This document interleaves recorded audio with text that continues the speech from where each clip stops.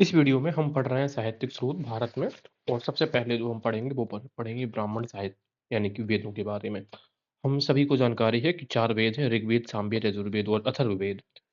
और 4 वेदों को सम्मिलित रूप से संहिता कहा जाता है। संहिता का मतलब होता है कोई भी चीज़ों का लिखा होना, यानी कि संहिता का मतलब है सूत्र एक तरीके से। श्रवण परंपरा में सुरक्षित होने के कारण वेदों को श्रुति कहा जाता है, क्योंकि वेदों को जिस तरीके से एक पीढ़ी से दूसरी पीढ़ी तक तो पहुँचाया जाता था, जिस तरीके से गुरु अपने शिष्य तक इनको पहुँचाते थे, वो श्रुति परंपरा के द्वारा था। इसी वजह से इनको श्रुति कहा गया है। वेद व्यास ने कालांतर में वेदों को संकलित किया तथा इन्हें 4 भागों में बाँटा है। देखिए, वेद तो एक ही है, एक्चुअल में देखा जाए तो वेदों का संकलन होता है। एक वेद अकेला उसका उतना अस्तित्व नहीं है जितना कि 4 वेदों का साथ में अस्तित्व है। तो वेद व्यास ने बाद में इनको संकलित किया, यानी कि कंपाइल किया और इनको 4 भागों में विभाजित किया। वो 4 भाग कौन-कौन से हैं? ऋग्वेद, यजुर्वेद, सामवेद और अथर्ववेद। अगर ऋग्वेद की हम आम तौर पे बात करें तो ऋग्वेद में देवताओं को यज्ञ में बुलाना, यानी कि उनकी आहुति संबंधी क्या मंत्रोच्चारण होगा उनके बारे में, उनकी ऋचाओं को का पाठ करते हुए देवों की स्तुति करना है। तो हम जितनी भी आरती वगैरह भगवान की गाते हैं वो सब यहीं इसी भाग में मिलती है। दूसरा है यजुर्वेद। यजुर का मतलब सीधी-सी बात है जुड़ना, ठीक है ना? यजुर मतलब हवन से रिलेटेड है, तो यानी कि याज्ञिक कर्मकांडों को समुचित अनुष्ठान जो भी कर्मकांड होते हैं उससे रिलेटेड यजुर्वेद है। सामवेद में ऋचाओं का सश्रुत गायन करना, साथ ही सामवेद और साथ ही संगीत, संगीत को जन्मदाता है ये। और अथर्ववेद चूँकि सबसे अंत में लिखा गया था, यज्ञ का पूरा इस वजह से इसमें जनरली आप देखोगे तो इसमें जो टोना टोटका होता है, यानी कि जादू के बारे में बात करी जाएगी और इसमें बात करी जाएगी आयुर्वेद के बारे में। ठीक है ना? 2 चीज़ें।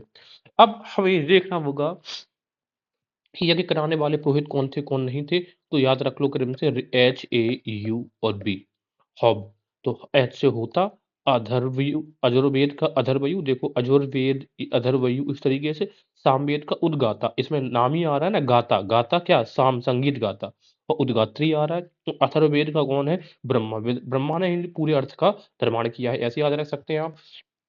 अब इन चारों जो पुरोहित थे, इनमें सबसे महत्वपूर्ण हम किसे मानते हैं? तो आंसर है इस ब्रह्मा को। क्यों? क्योंकि ब्रह्मा ही थे जो यज्ञ का पूरा निरीक्षण करना। और इन तीनों ये जो 3 पुरोहित हैं, होत्र, अधर्वयु और उद्गाता या उद्गात्री, इन तीनों अन्य पुरोहितों को यज्ञ संपादन का निरीक्षण भी करता था।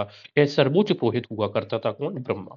अब ऋग्वेद के बारे में बात करें, ऋग्वेद में टोटल 10 मंडल हैं, 1028 सूक्त हैं और 10,600 मंत्र हैं। ठीक है? एक सूक्त में लगभग आप काउंट कर सकते हो, लगभग 8 मंत्रों का एक सूत्र हो जाता है। 1028 जो सूक्त हैं, इनमें से 11 बालखिल्य सूक्त हैं, यानी कि जो हस्तलिखित प्रतियों में परिशिष्ट के रूप में हैं। 1028 में कहने का मतलब है 1000 जो 17 हैं वो ओरिजिनली हैं, इसके बाद जो 11 हैं वो बाद में जोड़े गए, हस्तलिखित छेपक के तौर पे जोड़े गए।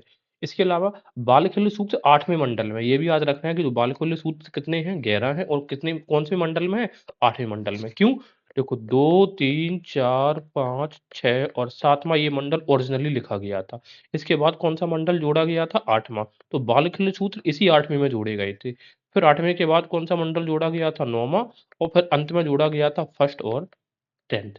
तो पहला और 10वाँ मंडल सबसे लास्ट में जोड़े गए थे। ओरिजिनली कौन-कौन से मंडल थे? 2 से लेकर 7 तक, फिर 8, 9 और 1 और 10 को जोड़ा गया।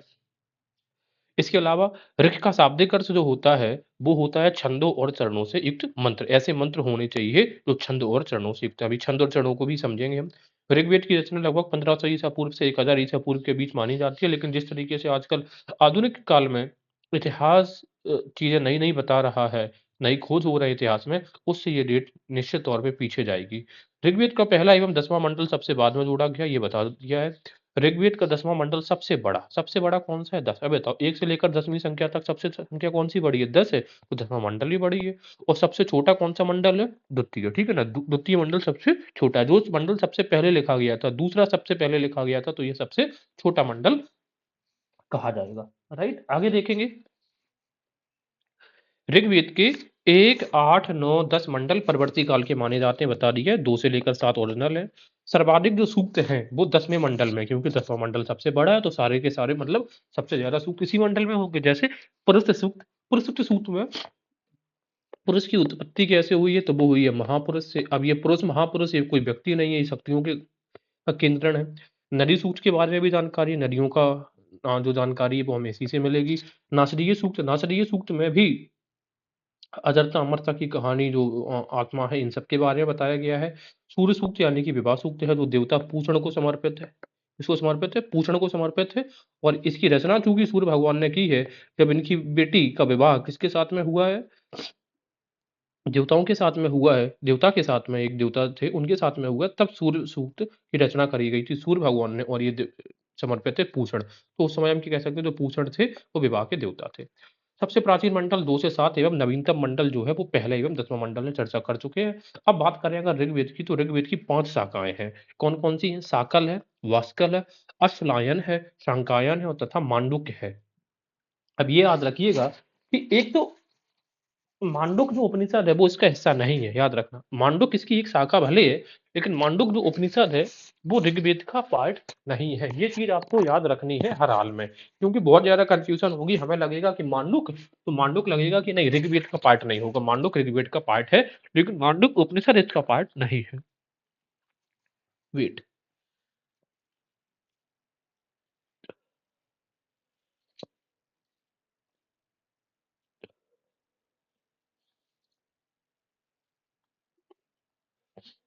ठीक है। तो 5 साकल, वास्कल, अश्वलायन, सांख्यायन और मांडुक्य, इनमें से वर्तमान में सिर्फ साकल संहिता ही उपलब्ध है।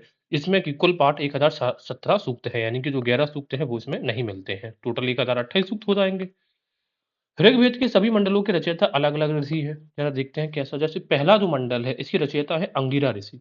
अब जो अंगिरा ऋषि है, ये शिव के गुरु है ना, गुरु अंगिरा होय, इस तरीके से कई बार हम शिव की स्तुतियों को सुनते हैं। दूसरा, सर्वप्रथम अग्नि को पैदा किया। और सबसे बड़ी बात है कि अंगिरा जो ऋषि थे, अंगिरा ने देखो हम कहते नहीं अगियारी, अंगिरा वही अग्नि का भी नाम है। तो अंगिरा ने ही किसको, अग्नि को पैदा किया है। ये बहुत महत्वपूर्ण चीज हमें देखने को मिलती है। ठीक है। और अग्नि ने ही बाद में सारे देवताओं का मार्ग प्रशस्त किया, क्योंकि अग्नि ही ऐसे हैं जो देवताओं और मनुष्यों यानी कि मानवों को के बीच की कड़ी माने जाते हैं। मानवों को अगर देवता तक पहुंचना है, तो कोई भी चीज अग्नि में ही उनका नाम उच्चारण लेकर उनकी स्तुति करके अग्नि में ही हवन करना होता है, तब देवताओं की प्राप्ति होती है। यानी कि देवता का मतलब एनर्जी समझिए आप, है ना। कोई पुरुष नहीं है, देवता क्या है, एनर्जी है। इसी वजह से इनको, देवताओं को आप अजर अमर कहते हैं। क्योंकि इंसान कोई होता तो वो अजर अमर नहीं हो सकता, चूंकि एनर्जी है, कॉस्मोस एनर्जी है, तो फिर ये अजर अमर होगी। तो पहला मंडल जो लिखा गया है, पहले मंडल के रचयिता है अंगिरा ऋषि, शिव के ये गुरु थे और अग्नि की रचना करने वाले हैं। दूसरा मंडल है गृत समद भार्गव का, ठीक है ना। तो ये विश्व के जो प्रथम अभियांत्रिकी यानी कि इंजीनियर हैं, ये किनको माना जाता है, गृत समद भार्गव को। तो भार्गव इंजीनियरिंग करके कई बार आपने देखा होगा, लिखा रहता है दुकानों पे, शॉप्स पे, लोग भार्गव इंजीनियरिंग लिखवा लेते हैं, क्योंकि भार्गव उन ऋषि का नाम था। ठीक है। तो ये दूसरे मंडल में थे। तो अब कैसे याद रखेंगे दूसरा, दो भार गए, ठीक इस तरीके से, दो लोगों का भार या भार्गव, इस तरीके से। अच्छा, दूसरे मंडल में ही इंद्र का वर्णन आपको दूसरे मंडल में ही मिलता है। कैसे हम याद रखेंगे इंद्र का वर्णन दूसरे मंडल में, क्यों? एक्चुअल में तो सबसे पहला दूसरा मंडल ही लिखा गया था, और सबसे पहले हमें इंद्र की स्तुति ही देखने को मिलती है। तीसरा मंडल अगर बात करें विश्वामित्र का है, जब विश्वामित्र का है तो वा से विश्वा, तो तीसरा मंडल विष्णु का भी होगा, और तीसरा मंडल किसका, अग्नि का भी होगा। ठीक है। तो तीसरे मंडल में क्या आती है, अग्नि। चौथा मंडल है वो वामदेव अंगिरस का। अब याद रखिएगा, ये अंगीरा है, अंगिरा, और ये अंगिरस है, तो अंतर है ना, वामदेव। तो चौथा मंडल वामदेव अंगिरस ने लिखा है। पांचवा मंडल अगर हम देखेंगे तो ये अत्रि के द्वारा लिखा गया है, फिफ्थ अत्रि। छठा मंडल भारद्वाज भंगीरस के द्वारा। अब ये अंगिरस है और ये छठा मंडल में भंगीरस। ठीक है। तो याद रहेगा हमें, 4 वामदेव, 5 अत्रि, शिष्ट मंडल है वो भंगीरस के द्वारा इसमें, ठीक है, भंगी। और सातवां मंडल वशिष्ठ के द्वारा लिखा गया था, गुरु वशिष्ठ। सातवां 7 स्पेशल होती है कोई चीज है, सातवां नंबर स्पेशल होता है, तो वशिष्ठ विशिष्ट के द्वारा। अब सातवें मंडल में ही अगर आप देखेंगे तो पूषण की स्तुति करी गई है। तो पूषण कौन थे? पूषण जनरली विवाह के देवता माने जाते थे, और ऋग्वेद काल में पशुओं को देवता माने गए हैं, लेकिन उत्तर ऋग्वेदिक काल में इनको शूद्रों का देवता कहा गया है। और ये भी कहा गया है कि इनका जो रथ है वो बकरे खींचते थे। ये चीजें हमको याद रखनी है। आठवां जो मंडल है जो कणव ने लिखा है, इसी में आठवां मंडल कणव के द्वारा लिखा गया है, और नवें मंडल में सोम का वर्णन हमें मिलता है। ठीक है। आगे देखेंगे, हाँ, गायत्री मंत्र ऋग्वेद में और पृथ्वी सूक्त अथर्ववेद में वर्णित है। पृथ्वी सूक्त अथर्ववेद में पृथ्वी को माँ कहा गया है, किसमें, अथर्ववेद में। ये चीज याद रखना। ऋग्वेद के जो तीसरा मंडल है, इसी में प्रसिद्ध देवी सूक्त है। अब देवी सूक्त किसको समर्पित है? देवी सवित्र की उपासना गायत्री के रूप में की गई है। देवी सवित्री हैं, इन्हीं की उपासना गायत्री के रूप में करी गई है, और इसी को हम गायत्री मंत्र कहते हैं। इस प्रकार गायत्री मंत्र ऋग्वेद के तीसरे मंडल में वर्णित है, जिसके रचयिता कौन माने गए हैं? विश्वामित्र। चूँकि विश्वामित्र ने तीसरा मंडल रचित किया है, इस वजह से इनको गायत्री मंत्र का रचयिता माना जाता है। इसके अलावा हम अगर 10वें मंडल की बात करें, इसमें आत्मा के आवागमन बेस्ट जनरली देखो आप। आत्मा का आवागमन, आत्मा क्या है, क्या नहीं है, इन सब के बारे में जानकारी, सृष्टि की रचना कैसी हो, निर्गुण ब्रह्म क्या है, इसका सर्वप्रथम जो उल्लेख है वो आपको ऋग्वेद के 10वें मंडल के 129वें सूक्त यानी कि नासदीय सूक्त में मिलता है। ठीक है? तो नासदीय सूक्त किसमें वर्णन है? 10वें मंडल के 129वें सूक्त है नासदीय सूक्त। या इसी का दूसरा नाम है भाववृत्तम सूक्त और इसी में आत्मा के आवागमन, सृष्टि की रचना और निर्गुण ब्रह्म की बात करी गई है। हालाँकि बाद में जब उपनिषदों की रचना हुई तो इसमें आत्मा एवं ब्रह्मा की विशद व्याख्या की गई। विशद व्याख्या का मतलब है बहुत विस्तार से व्याख्या इनमें आपको इन सब चीज़ों की विस्तार से व्याख्या आपको उपनिषदों में देखने को मिलती है। लेकिन शुरुआती जो वर्णन है वो आपको ये नासदीय सूक्त, भाववृत्तम सूक्त में मिलता है 10वें मंडल के 129वां सूक्त है जो। आगे देखेंगे ऋग्वेद के चतुर्थ मंडल में 3 मंत्रों की रचना 3 राजाओं ने करी है। अब याद रखना 3 राजा हैं, चौथा ऑप्शंस बना के दे सकता है। अब सीधी-सी बात है कि किस मंडल में 3 राजाओं ने रचना करी है? तो देखो 3 राजाओं ने चौथे मंडल में, ये 3 है और ये 4 है। कौन-कौन से हैं? त्रासदस्सु हैं, ठीक है ना? ये भी ऋग्वेदिक कालीन, अजमीर और पुरमीर। तो त्रासदस्सु, अजमीर, मीड और पुरमीर ने। इसके अलावा अगर हम बात करें वैदिक कालीन जो कोई जो ऐसी स्त्रियाँ जिन्होंने ऋग्वेद की ऋचाओं की रचना करी है तो लोपामुद्रा, घोषा, शची, पौलोमी और काछावृत्ति। तो एलपीजी की बासु से हम याद कर सकते हैं ऋग्वेदिक कालीन जैसे कि लोपामुद्रा, पौलोमी, घोषा, विश्वरा और अपाला जो हैं ये उत्तर वैदिक कालीन है और सूची जो है ये वैदिक कालीन। तो एलपीजी की वासु से हमने ये सब याद किया हुआ, ठीक है? अब यहाँ पे जो आपको सूची का नाम दिख रहा है या जो शची दिख रहा है या सूची दिख रहा है, ये इंद्र की पत्नी है। पौलोमी को भी इंद्र की पत्नी कहा जाता है। चूँकि पोलोमी यानी कि ये राक्षसों के लिए वर्ड प्रयोग किया गया था पोलोमा, उनके राक्षस कुल के, इसी वजह से इनको पोलोमी कहा गया है। ऋग्वेद में ये उषा नहीं होता, उषा होना चाहिए शुद्ध हिंदी। ऋग्वेद में उषा, अदिति, सूर्य आदि देवियों का भी उल्लेख आपको मिलता है, ठीक है? अदिति यानी कि सूर्य की माँ है, सूर्या उन्हीं को बोला गया है सूर्य की माँ को और उषा वो भी सूर्य की माँ मानी जाती हैं। ऋग्वेद में एक मंत्र में रुद्र शिव को त्र्यंबक कहा गया है, ठीक है? किसको? तो हम ये कह सकते हैं कि रुद्र का पहला वर्णन हमें किस वेद में मिलता है, तो वो होगा कौन-सा? ऋग्वेद ऐसे ऋ और रुद्र इस तरीके से याद रखेंगे और इसमें क्या कहा गया उनको? त्र्यंबक। फिर अम्बक, त्रि मीन्स 3, अम्ब मीन्स आँखों वाले। ऋग्वेद में ब्रह्मा का उल्लेख नहीं है। अब ऋग्वेद में किन-किन चीज़ों का उल्लेख नहीं है, आइए वो ज़रा हम एक बार देख लेते हैं। ऋग्वेद में एक तो ब्रह्मा का उल्लेख नहीं मिलता हमें ऋग्वेद में क्योंकि इस समय में ब्रह्मा का उद्भव नहीं हुआ होता, ठीक है? चावल का भी उल्लेख नहीं है, चावल के साथ आप क्या खाते हैं? नमक और मछली, तो चावल, नमक, मछली का उल्लेख नहीं है। लोहा, ये हमें पता है ये ऋग्वैदिक काल में नहीं, बल्कि महाजनपद काल में इसकी शुरुआत हुई थी, तो लोहे का भी उल्लेख नहीं और इम्पोर्टेंट चीज़ है चांदी का भी उल्लेख नहीं है। लेकिन लक्ष्मी का उल्लेख सर्वप्रथम आपको ऋग्वेद में ही मिल जाता है, यानी कि जो लक्ष्मी का कॉन्सेप्ट है बहुत प्राचीन है। इसके अलावा देवताओं की उपासना मंत्रों द्वारा स्तुति करके तथा यज्ञ बलि अर्पित कर की जाती थी और स्तुति पाठ पर अधिक जोर दिया जाता था। ज़्यादातर जो जोर दिया जाता था उस समय स्तुति करने पर दिया जाता था। ऋग्वैदिक लोग अपने देवताओं से संतान, पशु, अन्न एवं आरोग्य आदि पाने के लिए उनकी उपासना करते थे, ठीक है? हाँ, अब बात करेंगे जैसे कि हम वरुण और एवं मित्र की।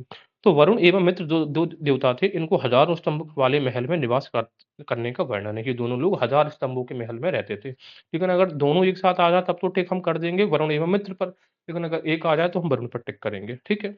मित्र एक तरीके से सूर्य का ही एक रूप है मित्र, ठीक है? मित्र सूर्य का ही एक रूप है। वरुण जो है ये जल देवता है, जो नदियों के, समुद्रों के देवता हैं वरुण। ऋग्वेद के 10वें मंडल के 95वें सूक्त में पुरूरवा, एल तथा उर्वशी का संवाद है। तो देखो पा से 95 और पा से पुरूरवा और ये तो हमें पता है ये 10वें मंडल में जनरली ये चीज़ें हैं। तो पा से 95 पा से पुरूरवा तो 95वें में पुरूरवा, एल और उर्वशी का संवाद हमें देखने को मिलेगा। इसके अलावा ऋग्वेद में केसी सूक्त है। अब ये जो केसी वर्ड है ये जैन से रिलेटेड है। इसमें कुछ जैन तीर्थंकरों के नाम मिलते हैं। अब हम बात करें ऋग्वेद के 7वें मंडल में। अब 7वें मंडल का रचयिता कौन है? अच्छा ये बताइए। 7वें का कौन रचयिता है? गुरु वशिष्ठ है। तो 7वें मंडल के 130वां जो सूत्र है, इसमें 7वें मंडल का 130वां सूत्र इसी को हम मंडूक सूत्र भी बोलते हैं। क्या बोलते हैं? मंडूक सूत्र में इसमें सोमरस निकालने की प्रक्रिया का वर्णन दिया गया है कि सोमरस हम कैसे निकालेंगे और ऋग्वैदिक जो शिक्षा पद्धति है उसका भी वर्णन हमें इसी में मिलता है। याद कैसे करेंगे देखो अगर हमें शिक्षा प्राप्त हो गई तो हम कूप-मंडूक नहीं रह जाते हैं, ठीक है? और हमने सोमरस निकाल के किसमें डाल ली है? मंडूक में डाल दी है, ठीक है? इस तरीके से याद रखेंगे और 100 तो अब ये देखो शिक्षा और सोमरस सा से शिक्षा, सा से सोमरस और सा से 7वें मंडल में है, ठीक? और 7वें मंडल में ही मंडूक, तो याद हो गया। ऋग्वेद में धूत क्रीड़ा यानी कि जो जुआ का वर्णन भी मिलता है। ऋग्वेद के 10वें मंडल का जो 34वां सूक्त है, उसको हम अक्ष सूक्त कहते हैं। क्या कहते हैं? अक्ष। अक्ष मतलब होता है एक्स स्कूल ये कूल। इस सूक्त में अक्ष क्रीड़ा अर्थात धूत क्रीड़ा की निंदा की गई है और इसमें ये वर्णन किया गया है कि इसका एक निराश जुआरी की दुर्दशा का वर्णन इसी में किया गया है कि किस तरीके से एक जुआरी था जो सब कुछ अपना हार जाता है और फिर अपनी वो ज़िंदगी से निराशा देखता है। इसके अलावा ऋग्वेद के 10वें मंडल का जो 85वां सूक्त है, इसी को हमने विवाह सूक्त कहा है। तो विवाह में बहुत ज़्यादा पच-पच होती है तो विवाह सूक्त हो गया और इसमें जो विवाह का रूप है वो ब्रह्म विवाह से संबंधित है। इसमें सूर्य की जो पुत्री है सूर्या सॉरी सूर्य की यहाँ पर एक गलती हो गई है। सूर्या यहाँ पर मैंने सूर्य की माँ बोल दिया, नहीं ये पुत्री है। अदिति सूर्य की माँ है। तो सूर्य की पुत्री सूर्या और सोम, जो नवें मंडल में जिनका वर्णन है, सोम के विवाह का वर्णन है। इसमें विवाह की विधि एवं उद्देश्यों, स्त्री के कर्तव्यों का तथा विवाह गीतों का वर्णन इसी में मिलता है। यानी कि विवाह के बारे में संपूर्ण चीज़ें आपको इसी में मिलती है और याद आपको बता देता हूँ कि चूँकि इसमें सूर्य की पुत्री सूर्या और सोम के विवाह है, तो सूर्य ने यहीं पर सूर्योक्त की रचना करी है और किसको समर्पित है? पूषण को समर्पित है। अब अगर हम बात करें विवाह को एक संस्था के रूप में जो जन्म देने वाले हैं, विकास करने वाले जो ऋषि उनका नाम है दीर्घतमा ऋषि। तो दीर्घतमा कैसे याद रखेंगे? विवाह दीर्घकाल तक चलना चाहिए। ऋग्वेद का विवाह सूक्त पूषण देवता को समर्पित है जिसकी रचना सूर्य ने की इसलिए इसे सूर्य सूक्त भी कहते हैं। पहले बताया मैंने। ऋग्वेद के 2 छंदों में 4 समुद्रों अच्छा ऋग्वेद के 2 अब जैसे हम कई बार बोलते हैं ना कि जो वेद वगैरह है ये हिस्टोरिकल रेफरेंस में नहीं है। बिल्कुल है भाई, ये हमें ज्योग्राफी की जानकारी देते हैं। कैसे? 4 समुद्रों की बात करते हैं अपर, पूर्ण, सरस्वत, सरण्यावत। ठीक है, ये 4 समुद्र हो गए कौन-कौन से? अपर, पूर्ण, सरस्वत और सरण्यावत।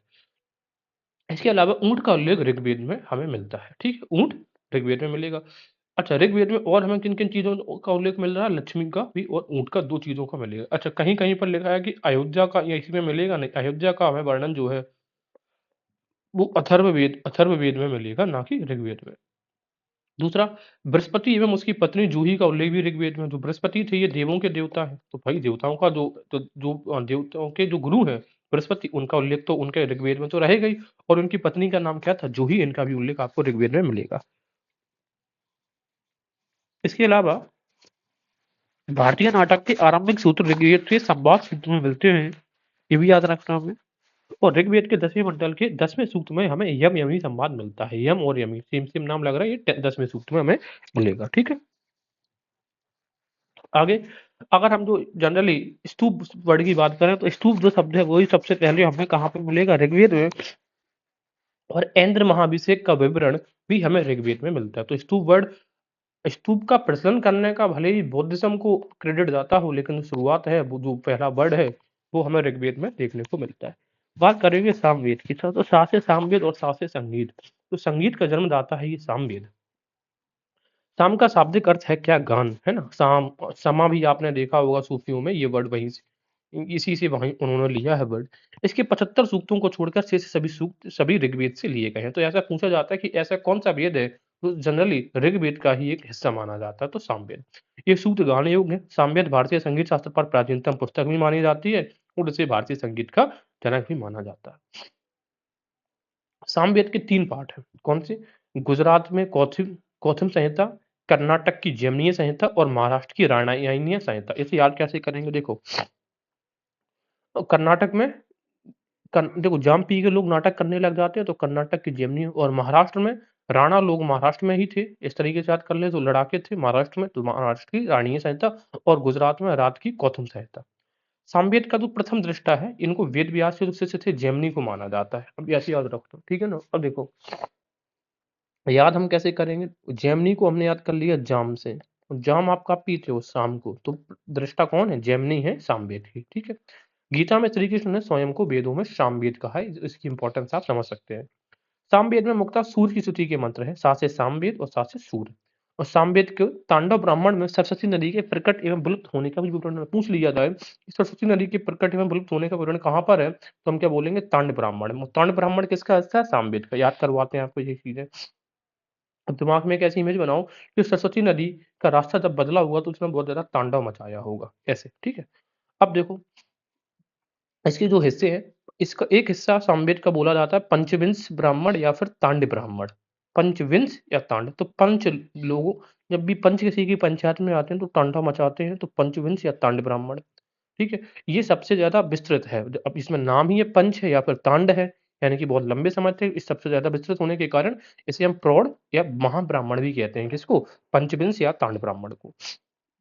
दूसरा षड्विंश या फिर अद्भुत ब्राह्मण है। हम याद कैसे करेंगे कि षड्विंश को हम अद्भुत कहते हैं? देखो, षड का होता है सठ, सठ मीन्स होता है 6। जब भी लोग छक्का मारते हैं ना क्रिकेट में, 6 मारते हैं, तो वो अद्भुत 6 होते हैं, ऐसे याद करेंगे। जेमनीय तलवकार, तो हमने वैसे तो पता है कि शाम से रिलेटेड है जेमनीय। आप जाम कब लड़ाते हो? शाम को। लेकिन देखो, जाम पी के, ठीक है ना, लोग क्या है दूसरों के तलवे चाटने लगते हैं, तो जेमनीय तलवकार ब्राह्मण एक ही नाम है। दूसरा है आरसी ब्राह्मण, फिर वंश ब्राह्मण, सामविधान ब्राह्मण आदि, ये सब सामवेद के ब्राह्मण ग्रंथ माने जाते हैं। तो ये बताइए कैसे हमने याद किया? पंचविश, जो पंच होते हैं वो तांडव मचाते हैं, तांडव, ये सबसे ज्यादा विस्तृत है, इसी वजह से इसको प्रौढ़ या महाब्राह्मण कहते हैं। षड्विंश, षड मीन्स होता है 6, अद्भुत छक्का, तो अद्भुत ब्राह्मण। जाम पी कर लोग तलवे चाटने लगते हैं, तो जैमनीय को ही तलवार ब्राह्मण बोलते हैं। और फिर है आरसी ब्राह्मण, वंश ब्राह्मण, सामविधान ब्राह्मण, ये सब सामवेद के ब्राह्मण ग्रंथ है। यजुर्वेद की बात करें, यजुर् जनरली जो रिलेटेड है। अब यजुर् में देखो जुर लग रहा है, तो दो चीजों का जुड़ना, किन किन चीजों का जुड़ना है? गद्य एवं पद्य का, तो ये दोनों में लिखा गया है, गद्य एवं पद्य में। यह कर्मकांड प्रधान था, इसमें यज्ञ संबंधी सूक्तों का भी संग्रह है। इसके दो भाग हैं, एक तो शुक्ल यजुर्वेद है एवं कृष्ण यजुर्वेद है, ठीक है? हाँ, इसमें कर्मकांड का मतलब है जो यजुर है वो हवन वगैरह, ये जो कर्मकांड है आहूतियों से रिलेटेड है यजुर्वेद। शुक्ल यजुर्वेद को वाजपेयी संहिता भी कहते हैं, और क्योंकि वाजसेन के पुत्र याज्ञवल्क्य इसके दृष्टा थे। देखो, सबसे बड़ी बात ये है कि शुक्ल यजुर्वेद, जो यजुर्वेद को देखो, यजुर्वेद का रिलेटेड कौन है? याज्ञवल्क्य। अब याज्ञवल्क्य इसके प्रथम दृष्टा थे, लेकिन याज्ञवल्क्य के जो पुत्र थे, सॉरी, याज्ञवल्क्य के जो पिता थे वो कौन थे? वाजसनेयी थे। इसी वजह से हम शुक्ल यजुर्वेद को वाजसनेयी संहिता भी कहते हैं। मैं फिर से रिपीट कर रहा हूँ, यजुर्वेद के जो प्रथम दृष्टा है, वो प्रथम दृष्टा कौन है? वो है याज्ञवल्क्य। यहाँ से यजुर्वेद, यहाँ से याज्ञवल्क्य। अब इनके जो पिता हैं वो थे वाजसनेयी, वाजसनेयी। तो अब चूंकि इनके पिता थे वाजसनेयी, तो इस वजह से शुक्ल यजुर्वेद को वाजसनेयी संहिता कहते हैं। याद कैसे कर सकते हैं कि कोई शुक्ला जी हैं, वो बाजा बजाते हैं, ऐसे याद रख सकते हैं। यजुर्वेद 5 शाखाओं में विभाजित कौन सी है? काठक, कपिष्ठफल, मैत्रेयाणी, तैत्तिरीय और वाजसनेयी। वाजसनेयी यजुर्वेद की में 2 शाखाओं में विभाजित है। वाज देखो, पहली बात तो ये कि ये वाजसनेयी मान लें या शुक्ल यजुर्वेद मान लें, ये खुद एक हिस्सा है, और इसके बाद ये खुद अपने आप में 2 हिस्सों में डिवाइडेड है। एक है माध्यन्दिन और दूसरी है कर्ण, ठीक है? याद रखिएगा। प्रथम 4 कृष्ण यजुर्वेद से तथा वाजसनेयी संहिता शुक्ल यजुर्वेद से संबंधित है। ये भी छोड़ दो, ये बाद में देखेंगे। हाँ, कृष्ण यजुर्वेद जो है वो गद्य एवं पद्य दोनों में लिखा गया है, जबकि जो शुक्ल यजुर्वेद में केवल मंत्र है। इसी वजह से शुक्ल यजुर्वेद को ही अधिकांश विद्वान असली यजुर्वेद मानते हैं। क्यों? क्योंकि कृष्ण यजुर्वेद गद्य एवं पद्य दोनों में लिखा गया। ये क्वेश्चन बहुत प्रचलित है कि कौन सा ऐसा वेद है जो गद्य एवं पद्य दोनों में लिखा गया, तो हम क्या बोलेंगे? कृष्ण यजुर्वेद, ठीक है? कृष्ण। दूसरा, मैत्री संहिता एवं तैत्तिरीय संहिता भी कृष्ण यजुर्वेद से संबंधित है। ऋग्वेद, सामवेद एवं यजुर्वेद को त्रयी कहा जाता है, और यजु का अर्थ क्या होता है? यज्ञ होता है। इसी वजह से पूरा किसको समर्पित है? यज्ञ को समर्पित है, यजु, यज्ञ। अब बात करते हैं अथर्ववेद की। तो अथर्ववेद में सबसे पहले चीज आप यही याद रखिएगा कि अयोध्या का पहला वर्णन कहाँ पे मिलता है? अथर्ववेद में। और ये इस बात को बताने वाले जो हैं वो, जिनका नाम है वो है प्रोफेसर बीबी लाल, ब्रिज बिहारी ब्रिजवासी लाल, ठीक है ना? झांसी से बिलोंग करते थे जनरली। देखते हैं, इस वेद की रचना सबसे बाद में हुई थी, इसे त्रयी से बाहर रखा गया है। अथर्ववेद में जादू टोना तंत्र मंत्र संबंधी जानकारी है, तो इसमें शल्यक्रिया यानी कि ऑपरेशन के बारे में, औषध विज्ञान है, तथा लौकिक जीवन के बारे में जानकारी इससे प्राप्त होती है। सोनकीय, अथर्ववेद के 2 पाठ उपलब्ध है, एक तो सोनकीय जिसको सोनक भी कह सकते हैं, और पेपलाद यानी कि पिपलाद। तो सोनकीय और पेपलाद किसका हिस्सा है? अथर्ववेद का, ये याद रखना है। इनमें सोनक शाखा अधिक प्रमाणिक मानी जाती है। अथर्ववेद में मगध और अंग जैसे पूर्वी क्षेत्रों का भी उल्लेख मिलता है, क्योंकि ये बाद में लिखा गया था, इस वजह से पूर्वी जो इलाके थे, क्योंकि जनरली आप भारत का इतिहास देखेंगे तो ये गंगा के इलाके यहाँ तक थे, और ये जो अवध, जो मगध वगैरह है, वो ये वाला एरिया है। तो इसका भी वर्णन आपको ऋग्वेद में, सॉरी, अथर्ववेद में मिलता है। इससे पहले किसी भी वेदों में इनका वर्णन नहीं था, मगध और अंग का। अंग की राजधानी क्या चंपा हुआ करती थी उस समय? अथर्ववेद में परीक्षित को कुरु का राजा कहा गया है। तो कुरु पांचाल जो उस समय महाजनपद था, तो उसके बारे में जानकारी अथर्ववेद में मिली है। तो कौन? परीक्षित कहाँ? कुरुओं के राजा थे। अथर्ववेद में आर्य एवं अनार्य विचारों का भी समन्वय हमें देखने को मिलता है। इसके अलावा अथर्ववेद में ब्रह्म ज्ञान के विषय में जानकारी मिलती है। इसका वाचन ब्रह्म नामक पुरोहित ने किया था। ब्रह्मा नामक पुरोहित ने, अतः अथर्ववेद को ब्रह्मवेद भी कहा जाता है। अथर्ववेद का पुरोहित प्रो को पुरोहित वेद एवं श्रेष्ठ वेद भी कहते हैं, क्योंकि इसका वाचन कौन कर रहा है? ब्रह्मा नाम का पुरोहित। और मैंने बताया था कि ब्रह्मा नाम का पुरोहित सबसे इंपॉर्टेंट होता था, इस वजह से। अथर्वा नामक ऋषि इसके प्रथम दृष्टा हुआ करते थे, अतः उन्हीं के नाम पर इसे अथर्ववेद कहा जाता है। इसके दूसरे दृष्टा अंगिरस ऋषि के नाम पर इसे अथर्वांगिरस वेद भी कहा जाता है। तो प्रथम दृष्टा इसके कौन है? इसके जो प्रथम दृष्टा है वो याद रखिएगा। हाँ, अथर्वा जो ऋषि है इसके प्रथम दृष्टा हैं, और दूसरा इसके दृष्टा है वो है अंगिरस ऋषि। ठीक है, तो याद रखिएगा कि इन दोनों लोगों का इनमें योगदान है। और ब्रह्मा इनको जो आयोजन कराते थे, इस वेद का वाचन करने वाले को हम ब्रह्मा बोलते थे। आयुर्वेद अर्थात जीवन के विज्ञान का प्रथम उल्लेख हमें अथर्ववेद में मिलता है यार। ठीक है, अयोध्या वर्ड का पहला प्रयोग यहीं पर हुआ है, बीबीलाल ने ये बताया है। और अथर्ववेद में हुआ है, और साथ में तैत्तिरीय ब्राह्मण में भी आपको अयोध्या का वर्णन हमें देखने को मिलेगा। अथर्ववेद की पृथ्वी सूक्त में पृथ्वी को माता कहा गया है। ठीक है, क्या कहा गया? माता भूमि पुत्रोहम पृथ्वी वया, अर्थात भूमि मेरी माता है और मैं उसका पुत्र हूँ। तो माता और पुत्र का संबंध अथर्ववेद में दर्शाया गया है। यह एक अथर्ववेद में उल्लेखित है। यजुर्वेद में भी पृथ्वी को माता कहकर पुकारा गया है और कहा गया है नमो मात्रे पृथ्वी पे, यानी कि नमो मात्रे पृथ्वी व्यः, अर्थात माता पृथ्वी को नमस्कार है, मातृभूमि को नमस्कार है। तो माता और पुत्र दोनों तो आएंगे अथर्ववेद में। देखो अथर्व रा आ रहा है, इसमें भी पुत्र में रा आ रहा है। और जो माता को नमस्कार करने की बात है वो आपको देखने को मिलेगी किसमें?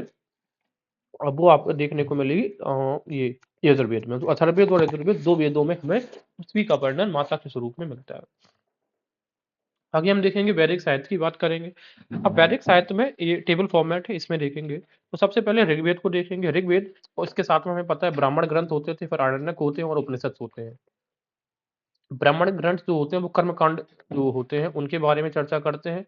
आरण्यक, अगर आपको गूढ़ ज्ञान प्राप्त करना है तो आरण्यक का अध्ययन करना होता है। और उपनिषद ज्ञान, यानी कि आप चाहे लौकिक जीवन में रहें या अलौकिक जीवन में रहें, दोनों तरीके से आप उपनिषद का अध्ययन करके मोक्ष प्राप्त करने के लिए उपनिषदों का अध्ययन किया जाता था। तो ऋग्वेद की बात करेंगे तो ऋग्वेद का जो ब्राह्मण ग्रंथ है वो ऐत्रेय ब्राह्मण है और कौशिकी ब्राह्मण है।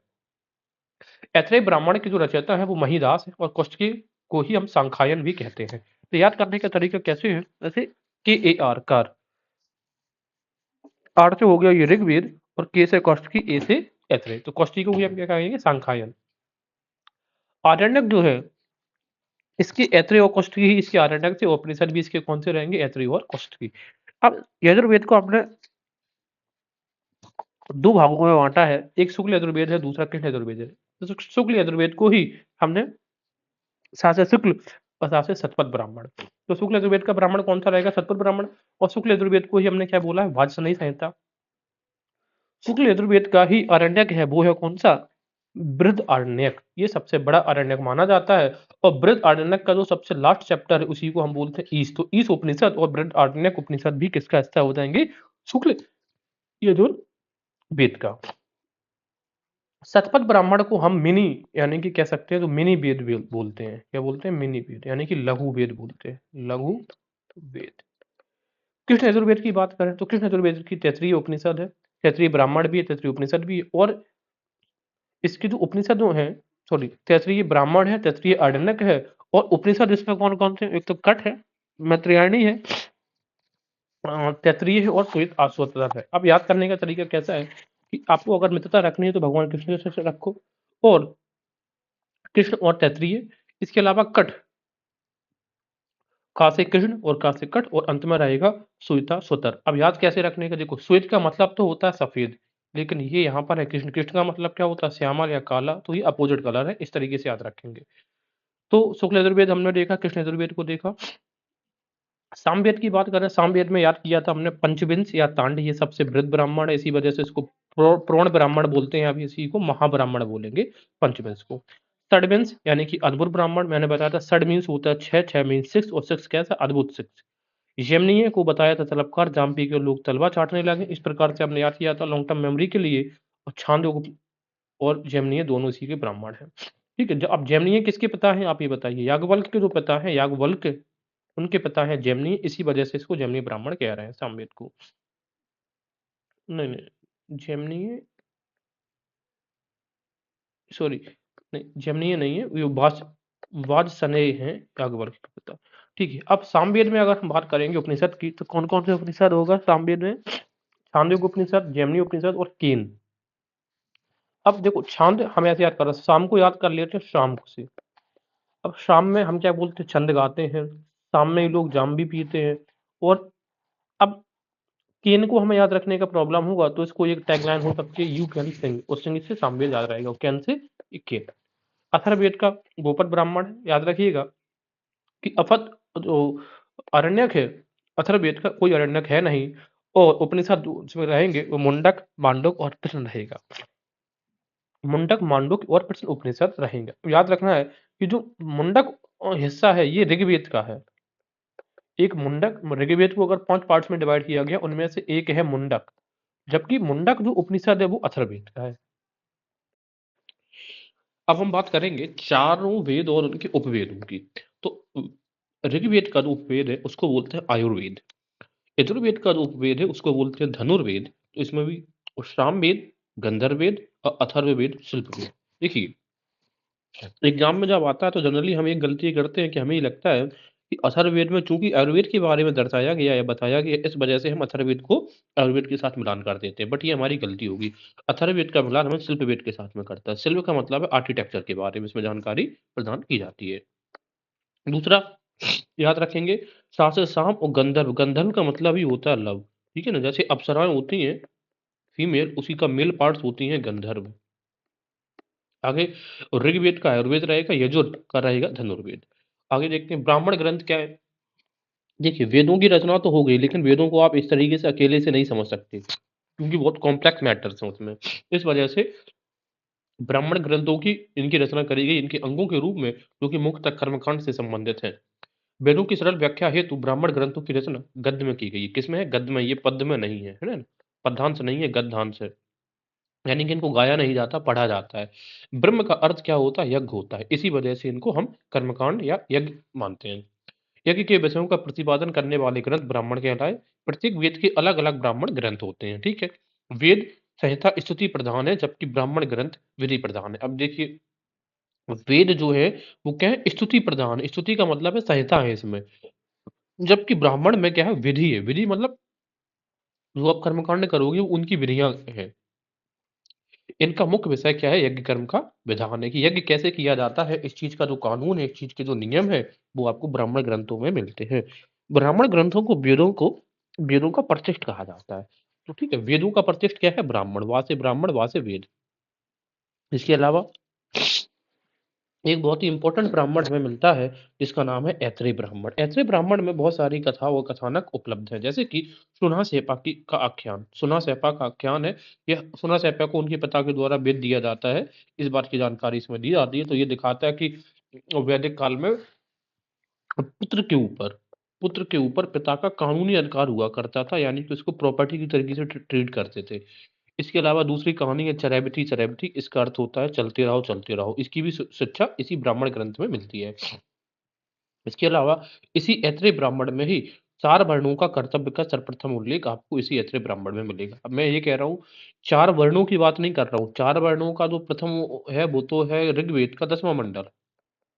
लेकिन 4 वर्णों का कर्तव्य का उल्लेख ऐत्रेय ब्राह्मण में। याद कैसे रखेंगे कि हम चारों वर्णों से कह रहे हैं कि अपना-अपना कर्तव्य निभाओ, इतराओ मत, अपना-अपना कर्तव्य निभाओ। ऐसे याद रख सकते हैं।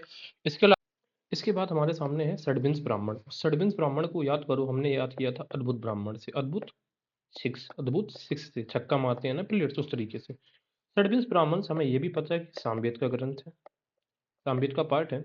और इसी षड्विंश ब्राह्मण में इंद्र और अहिल्या का जो आख्यान है उसके बारे में जो चर्चा की गई है, किस तरीके से जो ऋषि थे उनकी पत्नी थी अहिल्या, उनके साथ जब इंद्र ने संबंध बनाए तो ऋषि उनको अहिल्या को श्राप दे दिया पत्थर बनने का। वैदिक भारत के इतिहास के साधन के रूप में वैदिक साहित्य में ऋग्वेद के बाद सबसे इंपॉर्टेंट जो हमारा ब्राह्मण है, उनमें से सबसे इंपॉर्टेंट जो ब्राह्मण आता है वो शतपथ ब्राह्मण का स्थान है। आप ये बताइए शतपथ ब्राह्मण किसका हिस्सा है? शुक्ल यजुर्वेद का। ब्राह्मण ग्रंथों में सबसे अधिक महत्वशाली शतपथ ब्राह्मण है। शतपथ ब्राह्मण को लघु वेद भी कहा जाता है और इसमें यज्ञ वेदी के स्वरूप की तुलना स्त्री से की गई। देखो, यज्ञ वेदी, यज्ञ की वेदी जिस तरीके से है, ये देखिए, ये यज्ञ वेदी होती है। अब वो कह रहा है कि जिस तरीके से हवन से यानी कि यज्ञ से अग्नि निकलती है और अग्नि ही समस्त संसार में जितनी भी वस्तुएं हैं उनको जन्म देने का स्रोत क्या है, अग्नि है। उसी तरीके से जो स्त्री है वो भी सारी चीजों को जन्म देती है। तो ये इस बात का वर्णन किया गया शतपथ ब्राह्मण में। उपनयन संस्कार, अच्छा, शतपथ ब्राह्मण में कुछ और चीजें भी दी गई हैं, जैसे उपनयन संस्कार, जिसको हम द्विज संस्कार भी कहते हैं, द्विजों का होता था, क्षत्रियों का, ब्राह्मण का। इसके अलावा राजा दुष्यंत और भारत की कथा जो थी, इसका भी वर्णन शतपथ ब्राह्मण में है। अश्विनी कुमार, ये जनरली आयुर्वेद के देवता माने जाते थे। जब एक बार जब ये पृथ्वी पर नीचे उतर कर आए तो च्यवन ऋषि बड़े दुखी दिख रहे थे, तो उन्होंने च्यवन ऋषि से पूछा कि क्यों दुख हुआ, तो च्यवन ऋषि ने उनको अपनी बीमारी का कारण बताया। तो अश्विनी कुमार ने उनको ठीक कर दी और च्यवन ऋषि हमेशा से युवन मतलब युवा ही रहे। उनका बुढ़ापा नहीं आया। तो इसी वजह से आप देखते हैं च्यवन को च्यवनप्राश क्यों कहते हैं, जो आपको हमेशा यंग रखते हैं, ठीक है। तो अश्विनी कुमार द्वारा च्यवन ऋषि को यौवन दान देने जैसे आख्यान, आख्यान का मतलब है जो वाक्य है, इंसिडेंसेस हैं, वो भी शतपथ ब्राह्मण का हिस्सा है। तो कौन कौन से चीजें शतपथ ब्राह्मण में है? एक तो यज्ञ वेदी के स्वरूप की तुलना स्त्री से की जा रही है, उपनयन संस्कार की बात करी जा रही है, राजा दुष्यंत और भारत की कथा, अश्विनी कुमार द्वारा च्यवन ऋषि को यौवन दान देने। इसके अलावा तैत्रीय ब्राह्मण में पंच महायज्ञ एवं तीन ऋणों का उल्लेख है। अब याद कैसे करेंगे? देखो, तैत्रीय को हमने याद कर लिया 73 से, ये भी संख्या है, पंच ये भी संख्या है और तीन ऋण ये भी संख्या है। तो तैत्रीय ब्राह्मण में पंच महायज्ञ और तीन ऋणों का उल्लेख है। अब जो तीन ऋण हैं वो कौन कौन से हैं? देव ऋण, ऋषि ऋण और पितृ ऋण। ऋषि ऋण ऋषियों महापुरुषों का, पितृ ऋण पिता का, और जो देव ऋण है समस्त जो भी भौतिक चीजें हैं संसार में जिन्होंने आपके जीवन को संभव बनाया है, उनके बारे में देव ऋण कहा जाता है। जो आपको प्रकृति से मिल रही है जो भी चीजें, वो देव ऋण है। ऐत्रेय ब्राह्मण में राज्य अभिषेक के नियम तथा राज्य अभिषेक के लिए किए गए राजाओं के नाम मिलते हैं। देखो, ऐत्रेय ब्राह्मण में किस चीज के नियम मिल रहे हैं? तो राज्य अभिषेक के नियम मिल रहे हैं और कुछ राजाओं ने जो उन्होंने अपना राज्य अभिषेक करवाया था उनके भी नाम मिलते हैं। तो हम याद कैसे रखेंगे? अगर राज्य अभिषेक होता है तो हम क्या करते हैं? इतराने लगते हैं, तो ऐसे याद रखेंगे ऐत्रेय ब्राह्मण में राज्य अभिषेक के नियम है। इसके बाद अरण्यक आता है। अरण्यक है उपासना कांड, इसकी आपको उपासना करनी पड़ेगी। जब भी लोगों को ब्राह्मण के अलावा जब गूढ़ ज्ञान प्राप्त करना होता था तो वो अरण्यक का अध्ययन करते थे। इनमें मंत्रों का गूढ़ एवं रहस्यवादी अर्थ बताया गया है। इनका पाठ एकांत एवं वन में ही संभव है। जंगल में पढ़े जाने के कारण इन्हें आरण्यक, आरण्य का मतलब क्या होता है? अरण्य का मतलब क्या होता है? अरण्य का मतलब होता है वन, और जब काल लगता है तो अरण्यक हो जाता है। और कुल 7 अरण्यक उपलब्ध हैं, जैसे ऐत्रेय, शांखायन, तैत्रीय अरण्यक, मैत्रेयाणी, माद्यान्दिन, वृहदारण्यक, तलुकार अरण्यक और छांदोग्य अरण्यक। ठीक है, तो उपलब्ध कितने हैं? ओनली 7। इनमें से अरण्यकों से ही कालांतर में उपनिषदों का विकास हुआ है। तो पूछ लिया जाए कि उपनिषदों का विकास कहाँ से हुआ, तो आरण्यक का। तो कैसे याद रखेंगे? वेद, वेद के बाद जो आते हैं वो ब्राह्मण ग्रंथ आते हैं, ब्राह्मण के बाद आते हैं आरण्यक, और आरण्यक से जन्म होता है उपनिषद का। तो ये क्रम आपको याद रखना है। जो ब्राह्मण ग्रंथ है ये हमें पता है आहुतियों से रिलेटेड है, कर्मकांड से रिलेटेड है। ये जो है उपासना कांड है आरण्यक, और जो उपनिषद होगा वो ज्ञान कांड से रिलेटेड होगा। चलिए, आरण्यक को ब्राह्मणों का परिशिष्ट माना जाता है। अभी मैंने बता दिया इस चीज को। ब्राह्मण का परिशिष्ट का मतलब है ब्राह्मणों का हिस्सा। ब्राह्मण कौन? ये शूद्र वैसे वो वर्ण ब्राह्मण नहीं, जो ग्रंथ हैं ब्राह्मण ग्रंथ उनकी बात कर रहे हैं। आरण्यकों को रहस्य भी कहा जाता है, और ये गोपवीठ का सर्वप्रथम उल्लेख तैत्रीय आरण्यक में दिया गया है, और श्रवण का उल्लेख भी इसी में मिलता है। देखो, तैत्रीय आरण्यक में दो चीजों का उल्लेख मिल रहा है, एक तो यज्ञोपवीत का और दूसरा श्रवण का। हम याद कैसे करेंगे कि तैत्रीय आरण्यक में है? देखो, सबसे पहले तो आप ये देखो कि ये पूछेगा कि तैत्रीय आरण्यक में है या तैत्रीय उपनिषद में है या तैत्रीय ब्राह्मण में है। तो सबसे पहले आरण्यक, आरण्यक उपासना, तो यज्ञोपवीत धारण करना एक तरीके की उपासना ही है। ठीक है, अब किसमें? तैत्रीय में। तो आपने जो यज्ञ 73 यज्ञ करके जब तब आपने यज्ञोपवीत धारण किया है, उसी तरीके से श्रवण, आपने 73 चीजों को सुना है, श्रवण किया है। आगे देखेंगे ज्ञान कांड या उपनिषद के बारे में चर्चा की गई है। उप का अर्थ होता है समीप और निषद का अर्थ होता है बैठना। तो उपनिषद वह विद्या है जो गुरु के समीप बैठकर एकांत में सीखी जाती है। उपनिषद मुख्यतः ज्ञान मार्ग की रचना है, इनसे आपको ज्ञान की प्राप्ति है। ज्ञान की प्राप्ति कैसे? आत्मा क्या है, आत्मा का उद्देश्य क्या है, जगत क्या है, संसार क्या है, इस प्रकार का ज्ञान आपको उपनिषद में मिलता है। उपनिषदों में पर विद्या यानी कि ब्रह्म विद्या एवं अपरा विद्या का ज्ञान प्राप्त है, तो मिलता है। पूछ ले कि परा विद्या और अपरा विद्या का ज्ञान कहाँ पे मिलेगा? उपनिषद में। इनमें आत्मा, परमात्मा, जन्म, पुनर्जन्म, मोक्ष इत्यादि विषयों पर इन पे चर्चा की जाती है। उपनिषदों की जो रचना है वो मध्यकाल तक चलती रही। माना जाता है कि अल्लोपनिषद यानी कि अल्लाह के नाम दिख रहा है ना, अल्लो की रचना अकबर के काल में हुई। तो आ से अल्लो और आ से अकबर। मुक्ति उपनिषद के अनुसार कुल 108 उपनिषद है। टोटल कितने उपनिषद है? 108। और इस बात का वर्णन कहाँ पे है? मुक्ति उपनिषद में। लेकिन निम्नलिखित जो 12 उपनिषद हैं इनको हम प्रमाणिक मानते हैं 108 में। कौन कौन से? ईश, केनकट, प्रश्न, मुंडक, मांडुक, तैत्तिरीय, ऐत्रेय, छांदयोग, कौशिकी, बृहदारण्यक और श्वेताश्वतर। अब जो श्वेताश्वतर ये कृष्ण यजुर्वेद का हिस्सा हमने पढ़ा था ना कि कृष्ण और श्वेता दोनों अपोजिट। शंकराचार्य ने 10 उपनिषदों पर टीका लिखी है। कितने? 10 उपनिषदों पर टीका लिखने वाले कौन है? शंकराचार्य, जगत गुरु आदि शंकराचार्य। उपनिषदों, ब्रह्मसूत्र तथा गीता को अगर हम 3 ग्रंथों को एक साथ मिलाएं या 3 को एक साथ रखा जाए, उपनिषदों को, ब्रह्मसूत्र को और गीता को, तो इनको तीनों रूप को एक साथ मिलाकर पृष्ठांतरयी कहा जाता है। त्रयी यानी कि 3।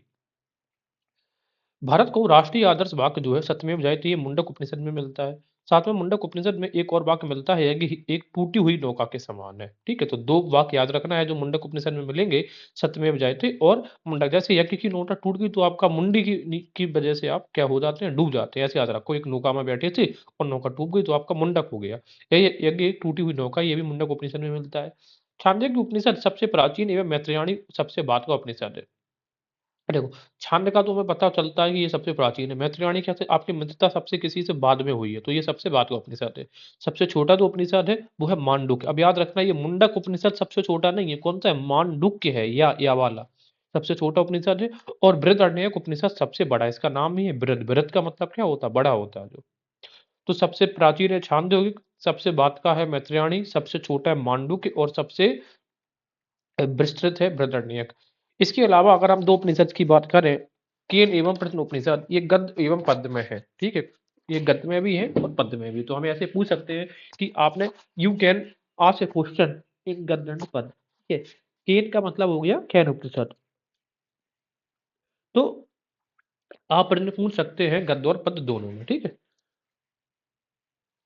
ऐत्रेय, तैत्तिरीय, कौशिकी, मांडुक्य, छांदोग्य, बृहदारण्यक उपनिषद गद्य में लिखे गए हैं। जबकि ये सिर्फ दोनों किसमें है? किन और प्रश्न है, ये गद्य और पद्य दोनों में आपको यहाँ पे मिलते हैं। आगे देखेंगे, सत्यकाम रावल की कथा जो अनब्याही मां होने के लांछन को चुनौती देती है का उल्लेख छांदोग्य उपनिषद में मिलता है। ठीक है, आगे देखेंगे, छांदोग्य उपनिषद में धर्म के 3 स्कंद बताए गए हैं। पहला स्कंद है यज्ञ, अध्ययन और दान करना। दूसरा है तप और तीसरा ब्रह्मचारी रहना।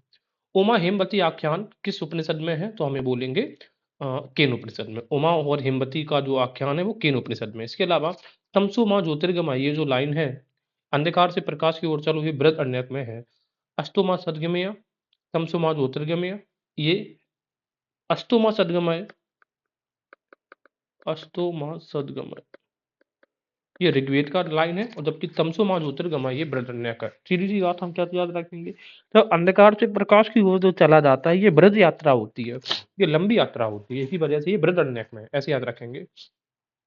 दूसरा है अतिथि देवो भव, तैत्तिरीय उपनिषद में है एवं सदा सत्य बोलो ही तैत्तिरीय उपनिषद में है। तो हम याद कर लेंगे तेतर सिंह से। तेतर, अतिथि, तेतर, इस तरीके से। और ये चूंकि ज्ञान की बात है कि अतिथि को देव भर रखना चाहिए, तो ज्ञान की बात उपनिषद में पढ़ने से होती है, तो याद रहेगा हमें। इसके अलावा सदा सत्य बोलो ये भी किसमें है? तैत्तिरीय उपनिषद में आपको मिलेगा। ये भी एक ज्ञान की बात है। मैत्रेयणी उपनिषद में सर्वप्रथम त्रिमूर्ति का उल्लेख है तथा सर्वप्रथम इसमें निराशावाद के तत्व दिखाई देते हैं। क्या देखते हैं? मैत्रेयणी में त्रय आ रहा है तो त्रिमूर्ति का उल्लेख इसी में मिलेगा। और निराशावाद का मतलब होता है जब व्यक्ति अपने संसार के हर एक व्यक्ति से, हर एक वस्तु से निराशा, यानी कि उसका मोह भंग हो जाता है तो उसको निराशा फील होती है। और जब वो भगवान की तरफ अग्रसर होता है, तो जब आपके सारे मित्र ने आपसे मित्रता तोड़ दी तो आप कैसे फील करोगे? निराशा। तो मैत्रेयणी उपनिषद में त्रिमूर्ति का उल्लेख है और निराशावाद का भी उल्लेख। अब हम बात करेंगे वेदांगों की। तो वेदों के अर्थ को सरलता से समझने के लिए और वैदिक कर्मकांडों के प्रतिपादन में सहायता करने के लिए वेदांग साहित्य की रचना की गई है। वेदांग जनरली जो मुख्य हैं वो कितने वेदांग हैं? 6 वेदांग हैं। आइए देखते हैं एक एक वेदांग। वेदांग जो है इन्हें गद्य में सूत्र रूप में लिखा गया है। और इन 6 वेदांगों का नाम तथा क्रम का वर्णन सर्वप्रथम किसमें मिलता है आपको? मुंडक उपनिषद में मिलता है। ठीक है, इसी में कहा गया कि यज्ञ एक टूटी हुई नौका के समान है। तो मुंडक उपनिषद में आपको वेदांग की जानकारी मिलती है। सबसे पहले जो वेदांग का हिस्सा है वेद अंग, यानी कि वेदों का अंग। तो पहला अंग है शिक्षा। शिक्षा को जनरली नासिका कहते हैं।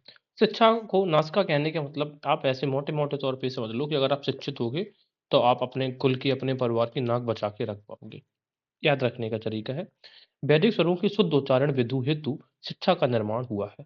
अब शुद्ध उच्चारण में जब भी हम स्वरों का उच्चारण जो करते हैं, वो नासिका के माध्यम से भी कर सकते हैं। वैदिक शिक्षा संबंधी प्राचीनतम साहित्य कहलाता है प्रातिशाख। अब इसमें शाख में देखो शिक्षा, तो प्रातिशाख जो रिलेटेड होगा वो किससे रिलेटेड होगा? शिक्षा से। शिक्षा नामक वेदांग की रचना किसने करी है? वामज्ज ऋषि ने की है, ये भी आपको याद रखिए, ठीक है ना? वामज्ज जैसे त्रिज्या या फिर ज्यामिति, तो इस तरीके से ये सब शिक्षा का विषय है, ऐसे याद रखेंगे। दूसरा जो पार्ट है वो है कल्प। कल्प मतलब होता है हाथ। इनमें कर्मकांड से संबंधित विधि नियमों का उल्लेख है। तो कल्प में किसका है? का से कल्प, का से कर्मकांड। सूत्र ग्रंथों को ही कल्प कहा जाता है। जो भी सूत्र हैं उन्हें हम कल्प कहते हैं। और कल्प की रचना जो की है किसने करी है? गौतम ऋषि ने करी है कल्प। व्याकरण मुख कहा, क्योंकि व्याकरण का उच्चारण हम किससे करेंगे? मुख से। तो शब्दों की मीमांसा, मीमांसा का मतलब होता है खोज करना। शब्दों की मीमांसा करने वाला जो शास्त्र है, व्याकरण कहा गया उसको, जिसका संबंध भाषा संबंधी नियमों से है। व्याकरण से हमें पता है। व्याकरण की सबसे प्रमुख जो रचना है वो 5वीं शताब्दी ईसा पूर्व की पाणिनि ने एक पुस्तक लिखी थी, अष्टाध्यायी, वो है। तो यानी कि ग्रामर की सबसे एंशिएंट जो बुक है वो है पाणिनि के द्वारा लिखित अष्टाध्यायी, जिसमें टोटल अष्टाध्यायी में 8 अध्याय है। तो इसका नाम ही है अष्टाध्यायी, तो 8 अध्याय। और इसमें टोटल कितने सूत्र हैं? 400 सूत्र हैं। ये फैक्ट्स भी पूछा जाता है। ईसा पूर्व चौथी शताब्दी में कात्यायन ने संस्कृत में प्रयुक्त होने वाले नए शब्दों की व्याख्या के लिए वार्तिक लिखी। देखो, तो पहली पुस्तक कौन सी लिखी गई थी? पाणिनि की अष्टाध्यायी। दूसरी कात्यायन ने लिखी है वार्तिक। और तीसरी पतंजलि ने पाणिनि की जो अष्टाध्यायी लिखी थी, इसी के ऊपर टीका लिखी है, उसको बोला गया है महाभाष्य। ठीक है? तो पतंजलि ने महाभाष्य, क्या है पतंजलि की महाभाष्य? एक्चुअली में पाणिनि के ऊपर टीका है। तो 3 ग्रामेटिकली के लिए बुक हमें याद रखनी है, अष्टाध्यायी और पाणिनि, का वार्तिक कात्यायन की, और महाभाष्य पतंजलि की, जो कि टीका है पाणिनि की पुस्तक की। निरुक्त का मतलब होता है कान। निरुक्त यह भाषा विज्ञान है। ठीक। क्लिष्ट एवं कठिन वैदिक शब्दों के संकलन निघंटु की व्याख्या हेतु यास्क ने 5वीं शताब्दी ईसा पूर्व में नृत्य की रचना करी। देखिए, वैदिक शब्दों का संकलन निघंटु कहा जाता है, ठीक है? उसी की व्याख्या के लिए, इसको और सरल बनाने के लिए यास्क नाम के जो महापुरुष थे, उन्होंने नृत्य की रचना करी थी, जो भाषा शास्त्र का प्रथम ग्रंथ माना जाता है। भाषा शास्त्र का मतलब होता है लैंग्वेज साइंस। इसमें वैदिक शब्दों की उत्पत्ति, व्युत्पत्ति की विवेचना कि कौन सा वैदिक शब्द क्यों उत्पन्न हुआ है, कैसे उत्पन्न हुआ, इस सब की जानकारी आपको नृत्य में देखने को मिलेगी। तो भाषा की उत्पत्ति जो है वो नृत्य का विषय है। जबकि अगर आप कहा जाए मीमांसा, तो ये व्याकरण का विषय है।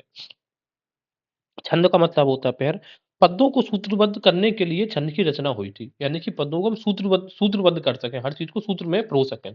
वैदिक साहित्य में गायत्री, उष्णेक, अनुष्टुप, त्रिष्टुप, जगती, वृति आदि छंदों का प्रयोग हुआ है। एग्जाम में पूछ लेगा आपको कि गायत्री, उष्णेक, अनुष्टुप, त्रिष्टुप, जगती, वृति, ये सब क्या है? एक ऑप्शन रहेगा छंद और दूसरा रहेगा जनूल की, ये सब माताएं हैं या देवियाँ हैं ऋग्वैदिक काल की। तो याद रखना, नाम भले लग रहे हैं महिलाओं जैसे, बट ये हैं क्या? ये सब छंद है। ऋग्वेद में सर्वाधिक लोकप्रिय छंद कौन सा है? त्रिष्टुप है। इसका 4253 बार प्रयोग हुआ है त्रिष्टुप का।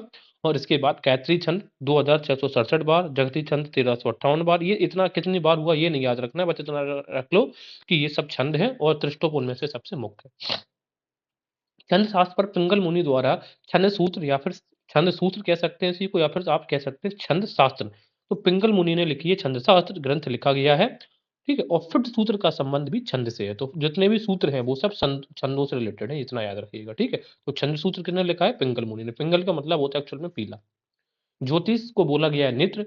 शुभ मुहूर्त में याज्ञिक अनुष्ठान करने के लिए ग्रहों तथा नक्षत्रों का अध्ययन करके सही समय ज्ञात करने की विधि से कोई ज्योतिष की उत्पत्ति होती है। सॉरी। ज्योतिष की सबसे प्राचीन रचना कौन सी है? लगध मुनि के द्वारा रचित कौन सी? वेदांग ज्योतिष। और वेदांग ज्योतिष किसने लिखी है? लगध मुनि ने। आगे देखेंगे, एक दृष्टि में देख लें जरा शॉर्ट में। शिक्षा को वेद की नासिका नाक बोला गया है। कल्प वेद के हाथ। व्याकरण वेद का मुख। निरुक्त वेद के स्रोत कहे गए हैं। छंद वेद के पैर कहे गए हैं, छंद यानी कि सूत्र। और ज्योतिष को कहा गया है वेद के नेत्र। आइए आगे देखते हैं। सूत्र की बात करें तो 3 सूत्र हैं। एस डी जी से आप याद कर। एक तो पहला जो है कल्प सूत्र। अब कल्प सूत्र को हम याद कर लो एस डी जी से। एस से स्रोत सूत्र, डी से धर्म सूत्र और डी से गृह सूत्र। स्रोत सूत्र की अगर हम बात करें, स्रोत में यज्ञ एवं बलि संबंधी नियम, राज्याभिषेक के अनुष्ठान किसमें दिए गए हैं? स्रोत में। स्रोत का मतलब है यज्ञ के रिलेटेड चीज़ें, ठीक है? अब हम याद कैसे करेंगे? श्रोता होता ना, यज्ञ में श्रोतागण होते हैं, ऐसे याद रख सकते हैं।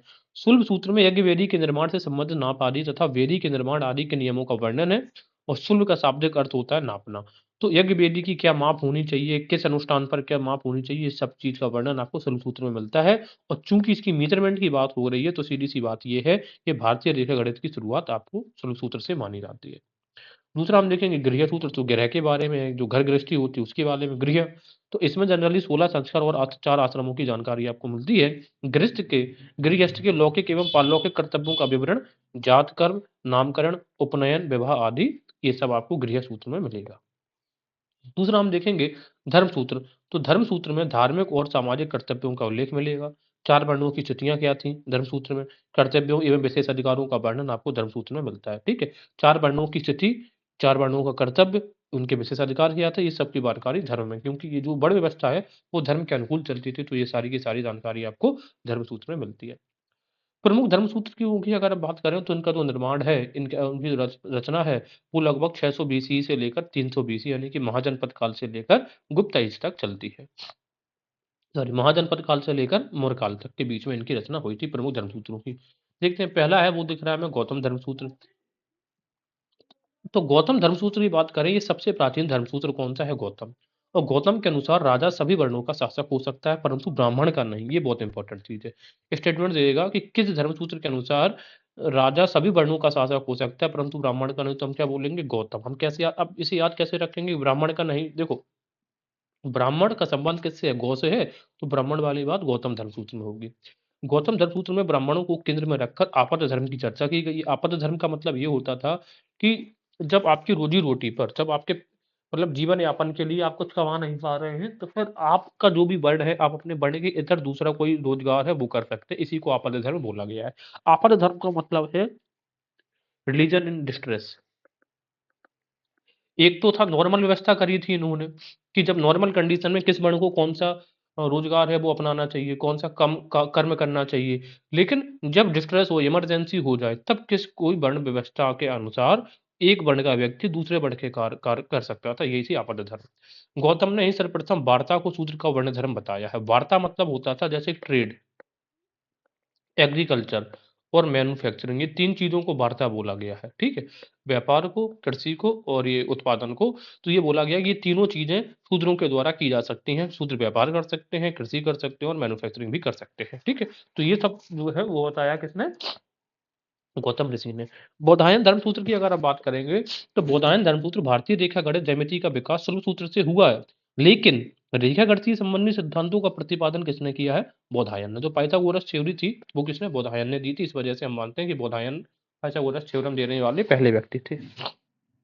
दूसरा, बौधायन के अनुसार तीर्थ यात्रा को छोड़कर बंग मतलब कि बंगाल, सौराष्ट्र और मगध की यात्रा नहीं करनी चाहिए, क्योंकि यहाँ के लोग कैसे हैं? म्लेच्छ हैं। तो ये कथानक कौन कहता है? बौधायन। कहने का मतलब ये है कि अगर आप गंगा घाटी का ये वाला एरिया देखेंगे, तो यहीं तक बस लिमिट को क्रॉस कर रहे हैं और वो कह रहे हैं कि इसके पार आप ये मगध और ये बंगंग का एरिया नहीं जाइए, क्योंकि यहाँ पर म्लेच्छ लोग हैं।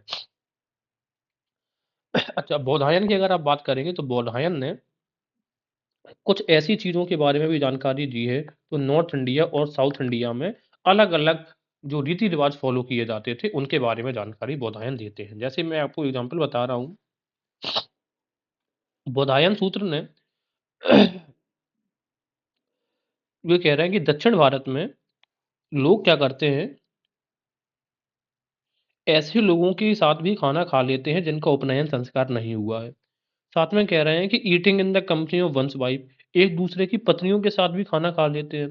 कहते हैं कि दक्षिण भारत में लोग बासी खाना भी खाते हैं और कह रहे हैं कि दक्षिण भारत में लोग अपने मामा या मामी के लड़के लड़की के साथ में शादी कर लेते हैं।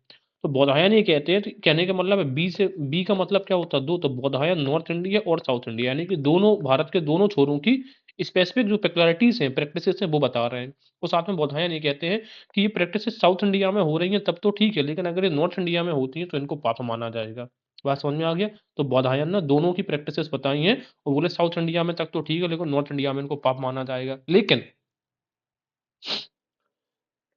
लेकिन जो गौतम धर्म सूत्र है, गौतम धर्म सूत्र कह रहे हैं कि चाहे ये प्रैक्टिसेस नॉर्थ इंडिया में हो या साउथ इंडिया में हो, कौन सी प्रैक्टिस, जैसे कि मामा मामी की लड़की के साथ में शादी करना, बोले ये हर एक जगह पाप माना जाएगा। ठीक है, तो गौतम ने क्या है, गौतम अब जैसे याद कर लो, गौतम ने कोई भी टॉलरेशन नहीं किया है, यानी कि जैसे मान लो हमारे कोच हैं गौतम गंभीर, तो वो किसी भी चीज को यानी कि कमी को स्वीकार नहीं करते, उसी तरीके से गौतम धर्म सूत्र ने भी किसी भी पाप को स्वीकार किसी भी सूरत में नहीं किया है। तो हमें ये हो गया बौधायन धर्मसूत्र हो गया। अब हम देखेंगे आपस्तंभ धर्मसूत्र। आपस्तंभ जो धर्मसूत्र है, ये एकमात्र ऐसा धर्मसूत्र है जिसकी रचना दक्षिण भारत में हुई है।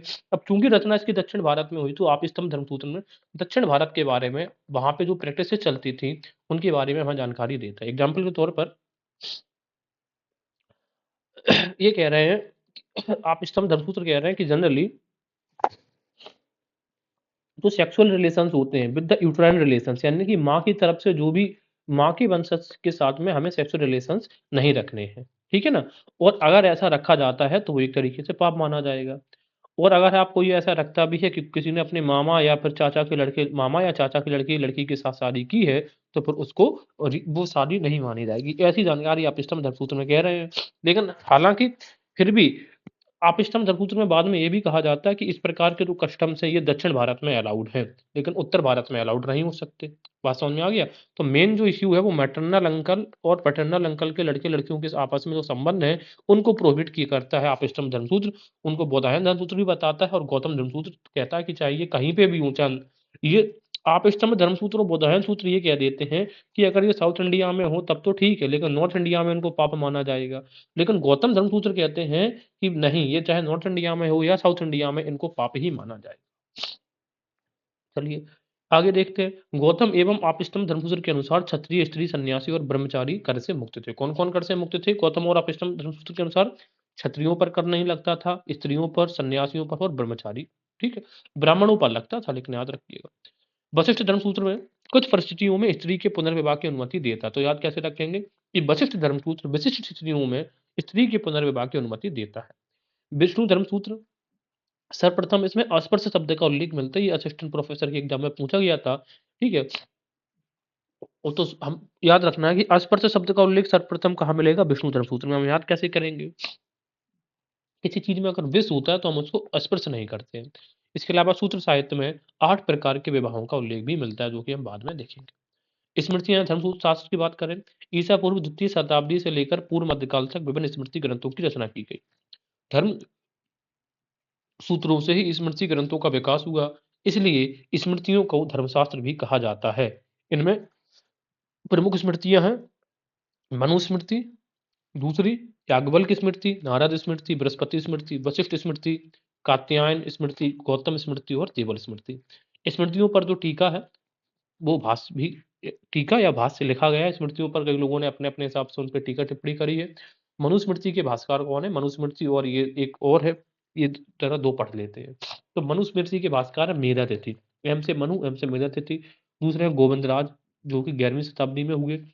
भारूची, कुल्लक भट्ट, रामचंद्र ने भी मनुस्मृति पर लिखी है टीका, सर्वज्ञ नारायण ने लिखी और रघुनंदन ने भी लिखी। देखो ये दो लोगों के नाम तो राम ही राम पे हैं, रामचंद्र और रघुनंदन। एक का नाम भगवान कृष्ण पे है गोविंदराज। मेरा तिथि की टीका भी मनुस्मृति पर एम एम दोनों का। अब मनु हर एक चीज को जानते तो सर्वज्ञ थे, सर्वज्ञ नारायण। इसके अलावा भारूची, मनु के ऊपर सबका भार था, ऐसे याद रख सकते हैं। और मनु ने बहुत सारी कुल सारी चीजें लिखी हैं, तो कुल्लक भट्ट, ऐसे याद रखेंगे। मनुस्मृति सबसे प्राचीन एवं प्रमाणित स्मृति है। इसकी रचना शुंग काल में हुई थी। किसके काल में? शुंग, शुंग सातवाहन का काल था, यानी कि 200 बीसी से लेकर 300 बीसी का काल जो था, इसमें इसकी रचना हुई थी। याज्ञवल्क स्मृति के टीकाकार कौन कौन है? याज्ञवल्क के एक तो वाह वाले दोनों हैं, विश्वरूप और विज्ञानेश्वर। और एक है अपरार्क। जो अपरार्क थे, एक 12वीं शताब्दी में कोंकण के सिलहार वंश थे, उनके राजा हुआ करते थे अपरार्क। तो उन्होंने टीका लिखी थी इसके ऊपर, याज्ञवल्क स्मृति के ऊपर।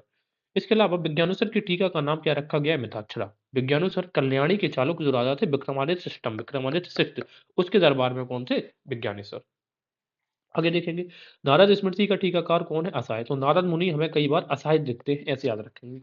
सभी स्मृतियां विधि विषयक ग्रंथ है, यानी कि कानून, उस समय समाज कैसे चलेगा इन सबके कानून स्मृतियों में वर्णन है। लेकिन देवल स्मृति वे हैं जिन लेकिन देवल स्मृति में ऐसे हिंदू जिन्होंने इस्लाम स्वीकार कर लिया उसका वर्णन मिलता है। उनको पुनः हिंदू धर्म में प्रवेश दिलाने संबंधी नियम आपको देवल स्मृति में मिलेगा। पारासार स्मृति में सर्वप्रथम कृषि को ब्राह्मण धर्म की वृत्ति बताया गया, ये बहुत इंपॉर्टेंट हो जाता है। पारासार ने जो स्मृति लिखी थी उसमें सर्वप्रथम कृषि को ब्राह्मण धर्म की वृत्ति बताया गया कि कृषि में ब्राह्मण भी एंगेज हो सकते हैं। इस बात की किसने कही है? पाराशर। तो हम कैसे याद करेंगे? अगर सोचो ब्राह्मण का जनरली मुख्य काम क्या था? ब्राह्मण का काम था पठन पाठन, लेकिन अगर ब्राह्मण सुन ले कि हमें हमें कृषि का काम दिया जाता है तो ब्राह्मण का ये सुन के पारा क्या हो जाएगा? सर पर चढ़ जाएगा। तो ऐसे याद रख सकते हैं कि ब्राह्मण ने जैसे ही कृषि के बारे में सुना तो उसका पारा सर पे चढ़ गया। इस स्मृति के जो टीकाचार है, यानी कि किसके? पाराशर स्मृति पर टीका किसने लिखी है? पाराशर माधवाचार्य, ठीक है ना? पारा माधव, तो माधव का पारा भी चढ़ जाता था, ऐसे याद रखेंगे। माधवाचार्य 14वीं शताब्दी के विद्वान थे। इन्होंने सर्व दर्शन संग्रह नामक पुस्तक भी लिखी। तो माधव का तो सबका दर्शन हुआ था ना, माधव ने ही तो सर्व दर्शन करवाए थे अर्जुन को, ऐसे याद रखेंगे। इसमें 16 भारतीय दर्शन दिए गए हैं। 16 भारतीय दर्शन है सर्व दर्शन संग्रह में। ध्यान रहे माधवाचार्य 12वीं शताब्दी में द्वैतवादी दर्शन के भी संस्थापक थे। आगे देखेंगे, ये दो माधवाचार्य हैं वो अलग अलग है, ठीक है? 14वीं वाली अलग है और 12वीं शताब्दी वाले अलग है। आगे देखेंगे, विष्णु स्मृति के अतिरिक्त शेष स्मृतियां श्लोकों यानी कि पद्य में लिखी गई हैं और इनकी भाषा लौकिक संस्कृत है। विष्णु स्मृति किसमें लिखी गई? गद्य में। तो जैसे कि कृष्ण यजुर्वेद जो कृष्ण ग्रंथ है, जो कृष्ण वेद है, कृष्ण यजुर्वेद है, वो गद्य एवं पद्य दोनों में लिखा गया था। उसी तरीके से जो विष्णु स्मृति है वो गद्य में अकेले लिखी गई है। बाकी सारी स्मृतियां किसमें लिखी गई है? पद्य में, यानी कि पढ़ के सुनाई जाएंगी, सॉरी, पद्यांश यानी कि पोएट्री के रूप में, और विष्णु स्मृति सिर्फ पढ़ के। जरा देख लेते हैं ये कौन सी स्मृति की रचना किस काल में हुई, बहुत इंपॉर्टेंट हो जाता है। मनुस्मृति की रचना 200 ईसा पूर्व से 200 ईस्वी में हुई, शुंग काल में। याज्ञवल्क्य मौर्य उत्तर, ठीक है, तो मौर्य लोग यज्ञ करते थे, ऐसे याद रख लें। नारद गुप्त काल, पाराशर गुप्त काल, कात्यायन स्मृति गुप्त काल, बृहस्पति स्मृति का भी गुप्त काल, और देवल स्मृति पूर्व मध्य काल में। तो दो याद रखो, मनु शुंग में, तो इन दोनों में ऊ आ रहा, ऐसे याद रखेंगे, और याज्ञवल्क्य स्मृति और उत्तर काल में। अब बात करेंगे महाकाव्य की। तो पहला महाकाव्य है वो हमारा है महाभारत का।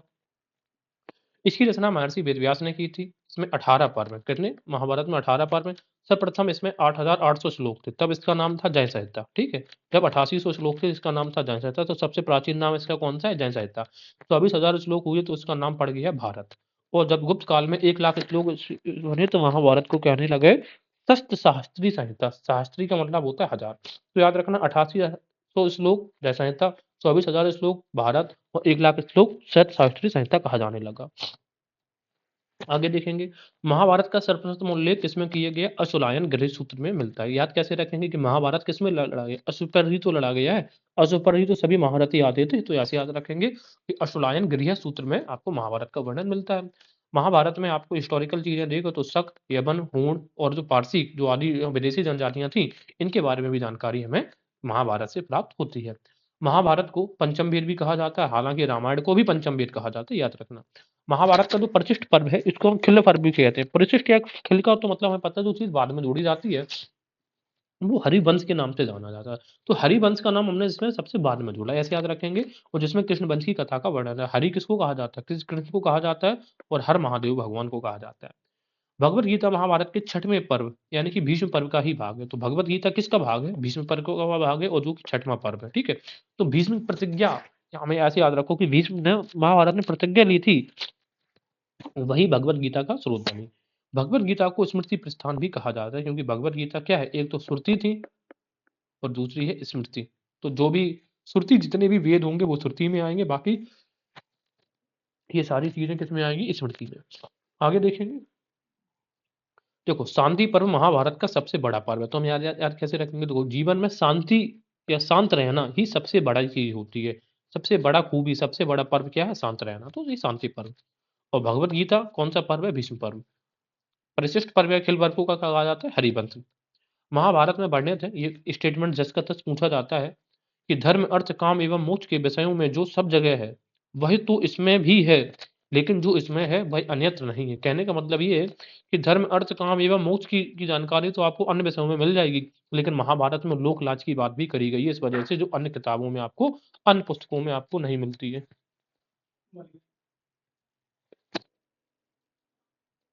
ग्लानिर्भवति भारत अभ्युत्थानं धर्मस्य तदात्मनां सृजाम्यहम्। और ये श्लोक हमें महाभारत में मिलता है, जो कि काफ़ी विख्यात है। जब जब धर्म की हानि होगी, तब तब धर्म का क्या होगा, अभ्युत्थान होगा। आगे देखते हैं, महाभारत के इस श्लोक का अर्थ है कि जब जब धर्म की हानि होती है एवं अधर्म बढ़ता है, तब तब मैं आता हूँ। मैं यानी कि भगवान सज्जन लोगों की रक्षा के लिए एवं दुष्टों के विनाश के लिए मैं आता हूँ। धर्म की स्थापना के लिए मैं आता हूँ और युग युग में जन्म लेता हूँ। महर्षि वेदव्यास के 3 नाम हैं, देखते हैं। पहला नाम है कृष्ण द्वैपायन, द्वैपायन यानी कि द्वीप में पैदा होने वाला, वादरायण यानी कि बद्रीनाथ में रहने वाला, और वेद व्यास यानी कि वेदों का संकलन करने वाला।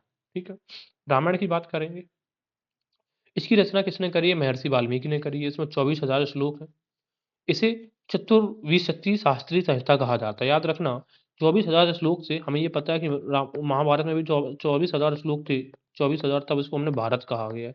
तो 24,000 श्लोक जब एग्जाम में आ जाए कि चतुर्विंशति शास्त्रीय संहिता किसे कहा गया है, तो रामायण को याद रखना है। हमें गलती से भी महाभारत को टिक नहीं कर देना है। इसकी रचना संभवतः ईसा पूर्व 5वीं शताब्दी में शुरू हुई, लेकिन कोई डेट फिक्सेशन नहीं है। रामायण एवं महाभारत का अंतिम रूप में संकलन गुप्त काल में 400 ईस्वी के आसपास हुआ था। रामायण में हमें हिंदुओं तथा यवनों के शकों के संघर्ष का विवरण मिलता है। इस तरीके से हम देख सकते हैं, जैसे शक है, पारसी के, इन बात की जानकारी इनकी इनके बारे में हमें महाभारत में भी मिलता है, और यहाँ पे शकों और यवनों के बारे में जानकारी हमें रामायण में भी मिलती है। ये दोनों चीजें इसका हिस्टोरिकल रेफरेंस प्रूव करती हैं। रामायण को भी पंचम वेद कहा जाता है और महाभारत को भी पंचम वेद कहा जाता है, बताया था। रामायण 7 खंडों में विभाजित है और क्रम से याद रखना है। देखो, सबसे पहले बालकांड। बालकांड का मतलब है जब भगवान राम और उनके भाई बाल हुआ करते थे। फिर अयोध्या में क्या चीजें घटित हुई, तो अयोध्या कांड। अयोध्या के बाद उनको वन हुआ, तो वन को बोलते हैं अरण्य, अरण्य कांड हुआ। इसके बाद वन में जाके वो किष्किंधा भेंट होती है बाली सुग्रीव की, तो वहां पे मिले। जब किष्किंधा भेंट होती है तो वो बताते हैं कि हमारी सीता जी को चोरी कर ले गए। तब हनुमान जी सीता के वहां जाते हैं, तो वो सुंदर कांड बोला जाता है। इसके बाद फिर वो वापस लौट कर आते हैं, तो लंका कांड होता है। और सातवां अंत में होता है उत्तर, उत्तर मतलब बात का कांड। लव कुश का वर्णन आपको उत्तरकांड में मिलेगा। तो ये 7 कांड हमें याद रखने हैं। बालकांड एवं उत्तरकांड के अधिकांश भागों को बाद में जोड़ा माना जाता है, ठीक है। और लंका कांड सबसे बड़ा कांड है, क्योंकि सबसे बड़ा कांड तो लंका ही कांड हुआ ही था। और राम की सुग्रीव से मित्रता एवं राम का हनुमान की भेंट किष्किंधा कांड में, और हनुमान की सीता से भेंट सुंदर कांड में, ये हमने डिस्कस किया है। अब हम जो चर्चा करेंगे वो चर्चा करेंगे पुराणों के बारे में। पुराण का शाब्दिक अर्थ क्या होता है? प्राचीन आख्यान होता है। इसमें प्राचीन शासकों की वंशावलियां भी मिलती हैं, यानी कि पुराण हिस्टोरिकल पॉइंट ऑफ व्यू से पुराण बहुत इंपॉर्टेंट हो जाती हैं, क्योंकि इसमें जो भी शासक थे, जो भी राजा रहे, विभिन्न डायनेस्टीज के विभिन्न वंशों को उनकी वंशावली मिलती है। पुराणों में ऐतिहासिक कथाओं का क्रमबद्ध विवरण मिलता है। पुराणों के रचयिता कौन थे? लोमहर्ष एवं उनके पुत्र उग्रश्रवा माने जाते हैं। तो बहुत इंपॉर्टेंट हो जाता है, पुराणों के रचयिता कौन है? लोमहर्ष, उन्हें हर्ष के साथ में, और उनके पुत्र उग्रश्रवा। 18 पुराण या महापुराण एवं 18 उपपुराण भी हैं। 18 पुराण ही और 18 उपपुराण भी हैं। 18 पुराणों में से केवल 5 पुराणों में ही प्राचीन राजवंशों का वर्णन है, और वो कौन कौन सी है? मत्स्य, वायु, विष्णु, ब्रह्मांड और भागवत पुराण। राजवंश जरा देख लेते हैं। मौर्य वंश के में का वर्णन जो है विष्णु पुराण में मिलेगा। शुंग और सातवाहन वंश का वर्णन आपको मत्स्य पुराण में मिलेगा। अब गुप्त वंश का वर्णन आपको वायु पुराण में मिलता है। तो ये 4 चीजें हमें याद रखनी है। याद कैसे रखेंगे? देखो, विष्णु विष्णुगुप्त मौर्य काल में भी थे, बिल्कुल थे। मत्स्य और शुंग और सातवाहन के टाइम पे, ठीक है। और गुप्त वंश वायु, कोई एक गुप्त जगह है जहां पर कोई नहीं जा सकता, लेकिन वायु वहां पे प्रवेश कर सकती है उस गुप्त जगह में भी, तो ये वायु पुराण। इसके अलावा देखते हैं पुराणों में मत्स्य पुराण सबसे प्राचीन एवं प्रामाणिक माना जाता है। मत्स्य, माँ से मत्स्य, तो मछली सबसे प्रामाणिक है, ये ऐसे याद रखिए। विष्णु पुराण में भारत का वर्णन इस प्रकार है, कैसा है? इस समुद्र के उत्तर में तथा हिमालय के दक्षिण में जो स्थित है, वह भारत देश है तथा वहां की संतान है, क्या है? भारतीय। इस बात का वर्णन विष्णु पुराण में मिलता है। विष्णु पुराण का परिशिष्ट यानी कि उसमें जोड़ा गया बात का जो पुराण है, उसको हम धर्मोत्तर पुराण बोलते हैं। उत्तर में जोड़ा गया, यानी कि उत्तर मतलब हमेशा होता है बाद में जोड़ने वाला। इसकी प्रकृति विश्वकोश यानी कि एक तरीके से एनसाइक्लोपीडिया लेवल है, इंफॉर्मेशन से भरा हुआ है। इसमें ब्रह्मांड, भूगोल, खगोल शास्त्र, ज्योतिष, राजनीति, चिकित्सा, व्याकरण, नृत्य, संगीत, इन सब कलाओं एवं विद्याओं का वर्णन आपको विष्णु धर्मोत्तर पुराण में देखने को मिलता है, जिसका नेचर कैसा है? विश्वकोशीय एनसाइक्लोपीडिक। इसके चित्रसूत्र नामक अध्याय में चित्रकला एवं स्वतंत्र अध्याय है। पूछ लिया जाए कि वैदिक काल या उत्तर वैदिक कालीन जो आपको चित्रकला का वर्णन है वो कहाँ पे मिलेगा, तो हम क्या बोलेंगे? विष्णु, कहाँ पे मिलेगा? विष्णु धर्मोत्तर पुराण में। अमरकोश में पुराणों के 5 विषय बताए गए। अमरकोश किसने लिखी है? अमर सिंह ने। और ये अमर सिंह कौन थे? ये गुप्त काल में थे, है ना। ये शायद समुद्रगुप्त के दरबार में थे। हाँ, नहीं, समुद्र चंद्रगुप्त द्वितीय के दरबार में थे। सबसे पहला इन्होंने लिखा है कि पुराणों के 5 विषयों में से पहला विषय सर्ग सृष्टि, यानी कि जगत की सृष्टि, ठीक, क्रिएशन, जगत का निर्माण कैसे हुआ। फिर कह रहे हैं प्रतिसर्ग सृष्टि, यानी कि प्रतिसर्ग का मतलब होता है निर्माण के बाद प्रलय होती है, प्रलय के बाद दोबारा से कैसे जन्म होता है सृष्टि का वो। वंश, वंश में आपको देखने को मिलेगा देवताओं एवं ऋषियों के वंश की जानकारी।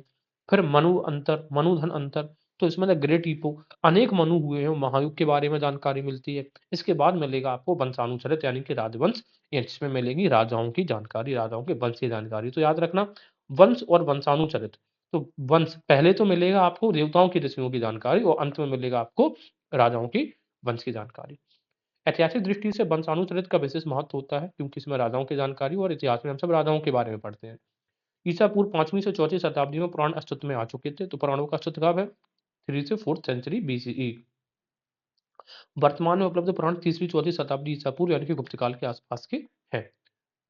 4वीं शताब्दी में नहीं, ईसा पूर्व 5वीं से 4वीं शताब्दी यानी कि 4th सेंचुरी एडी यानी कि गुप्त काल का मान लो मोटे तौर पर कि गुप्त काल के टाइम पे पुराण प्रचलन में आ गए थे।